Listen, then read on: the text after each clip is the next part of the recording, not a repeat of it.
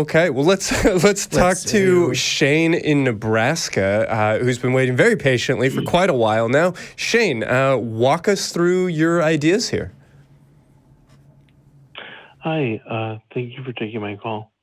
Anyways, I think I'm writing a book, and the reasons are only relevant as I grew up life as a hard-charging Christian, and then had a 4-year period where some interesting things happened, and led me between an atheist and an existential nihilist. Truth or not, that one could say about Christianity, especially in evangelical, fundamentalist, is that it may not be true, but the worldview is nuanced. And as I was forced to understand reality, I found what I believe is to be a nuanced interpretation where one can derive a moral basis from a naturalistic philosophy. It's true. I think the objection that, if you're talking about how a theist might respond to that, their response is always the same. It's always, well, you don't have the Bible. And basically, that is sort of the difference, and the only difference between a theistic view and a non-theistic view of the basis of morality is that one of them begins with a holy book and then tries to evaluate what is good or bad based on some stuff from that. And a non-theistic view tries to determine what is good or what is bad based on what we can observe in reality, rather than an ancient story that someone that we don't know was told. I think it's possible even, though, to get away from ideas of, quote, good and bad and simply look at, well, what is the thing that we are trying to increase? If we want to think about morality as the well-being of conscious creatures, then the thing that we are increasing or decreasing is simply well-being. And whether that's a, quote, good thing or bad thing is kind of in the eye of the beholder again. Yeah, it's an evaluative statement, and so I can evaluate which basket has more apples in it, but evaluating which is that a good thing or a bad thing? Is it a good thing or a bad thing is ultimately it comes down to the roots that people not even rely on, but that drive people's desire to define good and evil are products of what we are as a species, and that's a social species. Wolves have morality as well. When people say, oh, our morality comes from the Bible, I want to ask them, where does a wolf's morality come from? Because we've observed that. Where does a chimpanzee's morality come from? Because we've observed moral behavior in these things. So I know that we have a more sophisticated set of language and we're greater social beings. I think Forrest will hopefully back me up on that if I didn't get that wrong. Our more social primate species. It comes down to the same thing. And so, it says here that you wanted to check your thesis on objective naturalistic reality. I'm wondering what role the word objective in that label plays, because sure, we can have arguments about human beings have values that fall into a sense of what is or isn't fair. But the conclusions about specifically, is this instance fair? Is that instance fair? Is it fair for them to split the reward down the middle? If there's 3 cookies and they can't be split, to be given to 2 people that did the work and 2 of them did exactly the same work, is it fair for one to be rewarded more than the other for no reason but chance? Right? And some societies would say yes, some societies would say no. And when they do psychological studies with children, there's often times where children say the 3rd cookie should be destroyed because it would be unfair for one person to have it more. There'd be societies that would say, okay, we'll flip a coin at the end and someone will be rewarded more by chance. And there's societies that would probably say, and people that would probably say, no, that's even more vicious, because the purpose of morality and the purpose of order is to create a society that people can feel a part of. And how can you feel a part of something where your neighbor wins and you don't? And so you can say that there's, I would say there's something about that you could say somewhat objective in terms of how much it can be observed in terms of people caring about fairness, but the conclusions from it are different and cultural and less objective. So I'm wondering, anyway, now that I've asked a question and talked about it for a minute, I'm wondering what role the word objective plays in your thesis. I guess I'm talking about an underlying thesis for why we can draw moral behaviors from, right? Okay. And so it rests, at least I try to approach it from resting on three premises. First, that logic is the best way we have found to move from a correlation from assumption to and then effect.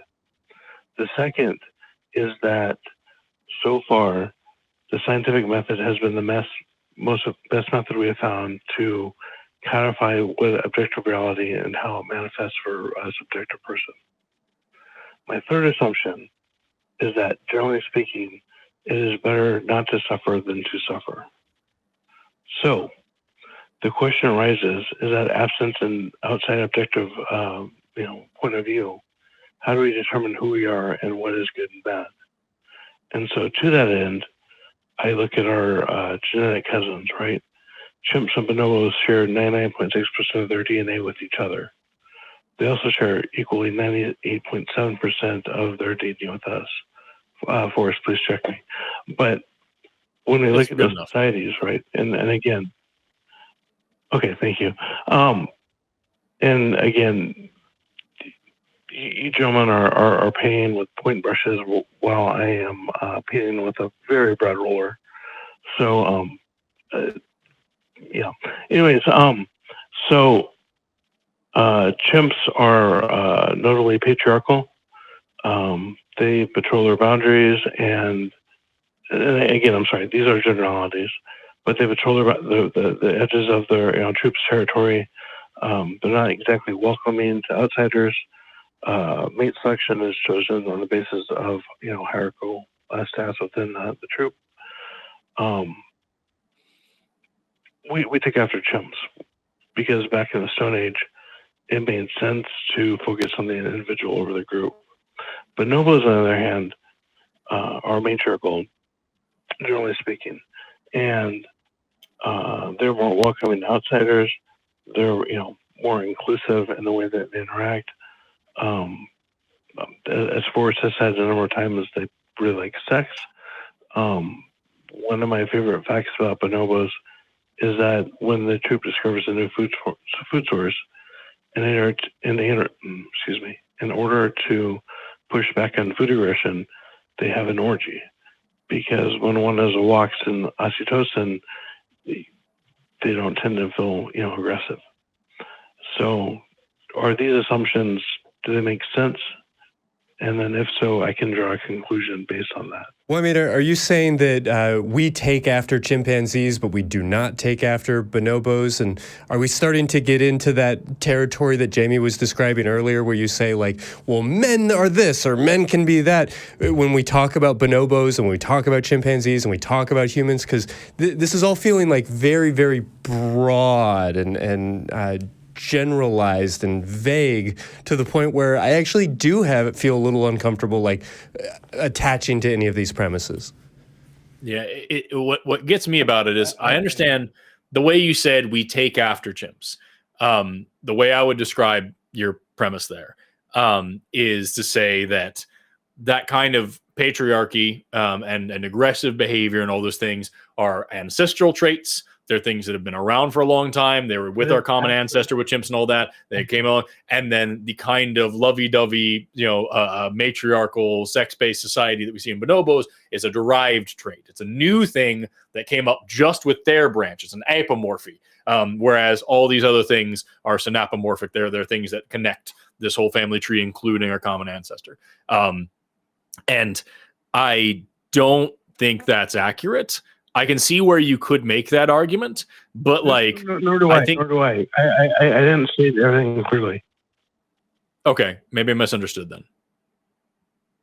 No, I'm sorry. So given those, three assumptions and one observation, then if we look at the bonobos and chimps, right, they're not pack animals like dogs, nor are they like cats who are solitary animals, but rather they're social creatures. So then, if one is going to figure out what's the best, one will look from the perspective of a pro-social to anti-social, or to pro-social to individual perspective. In this, I think we can. I'm sorry to interrupt. I feel like we have to abandon that word, the best. I don't know that we can get terribly far in our understanding of human or animal behavior when we are wrapped up in these notions of correct and incorrect. That's maybe what I was trying to assert at the very beginning of this conversation. We can talk about what might lead to the greatest amount of well-being, and I think that that's a very valuable goal. We can talk about a lot of other goals as well, but that notion of good, bad, right, wrong, evil, correct, incorrect, it just is too limiting for me. I apologize if I've taken us down the wrong path. Please continue with what you were saying. I just wanted to bear that in mind.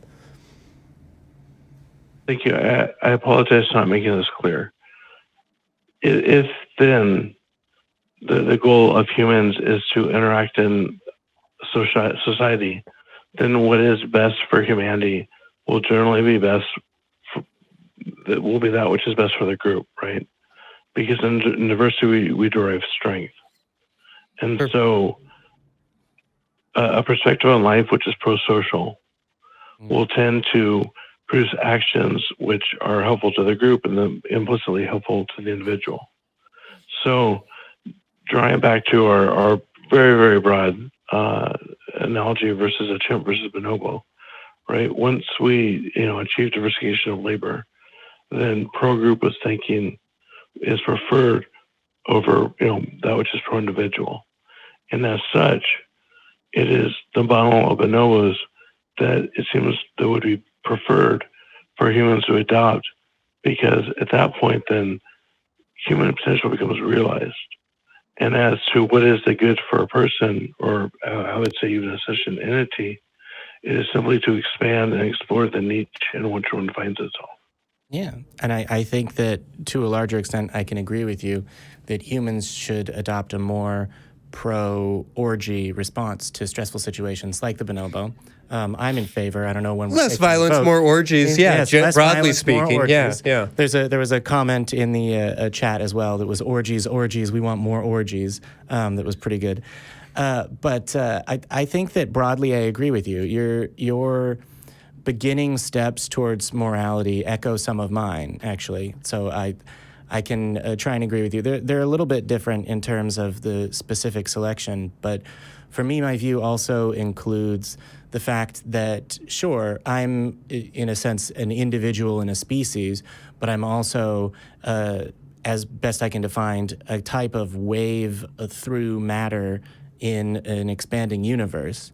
And ultimately, I mean, I'll very not humbly propose that the one goal that would be the purpose of a species that's highly social and can use tools and communicate well would be to save the universe from its ultimate heat death. We've got hundreds of millions of years, and the technology that we've developed only in the past 2 centuries should at least inspire your inspiration beyond what we can imagine at the present moment. If you asked someone in the 1800s, if you asked someone in 1776, hey, what do you think the world's going to look like in 2 years? They wouldn't tell you about electricity and the internet, and they certainly wouldn't tell you about human rights and how far we've come in that regard. And so, yeah, in a certain sense, having a more pro-social stance is something that I can say is beneficial just on the same principles. And so I think we're largely in agreement there, and I think we've done a pretty good job of checking your thesis on a naturalistic reality, and I'd encourage you to continue wondering. But we've said a lot here. How does all of that sit with you? To steal Christy's line, because I think we've got a couple more calls and we're running over time. Sure. No, I totally understand. Mm-hmm. What I was hoping to address is that, assuming what I have said to be true, assuming my conclusion is more accurate than not to be true, then what does that just mean about in terms of the human condition? Which again will take some time to go into. Yeah, well, so if you want to move on to the type of conclusion you draw from that would be largely one of sentiment. There's people that examine where humanity is and feel despair, and there's people like me that examine where humanity is or how humanity is and goes, oh, well, now with a greater framework and a greater understanding, it's possible to more accurately and to a greater extent affect where we are. And so knowledge, even if it's unpopular, is something that brings a level of, in some sense, power and control. And that can be misused, but it can also be used to produce a better condition. Fewer people die fewer people die of natural causes, but there's more people now. We have a better handle on disease than we did 200 years ago. And for that, I'm grateful. I think we're going to have to go on to our next caller, Shane, but it's certainly an interesting question. And I know that we've still got a Discord channel, although we haven't plugged it yet, unless things have changed radically around here. Thank you for calling in. Yeah, again, that's fine.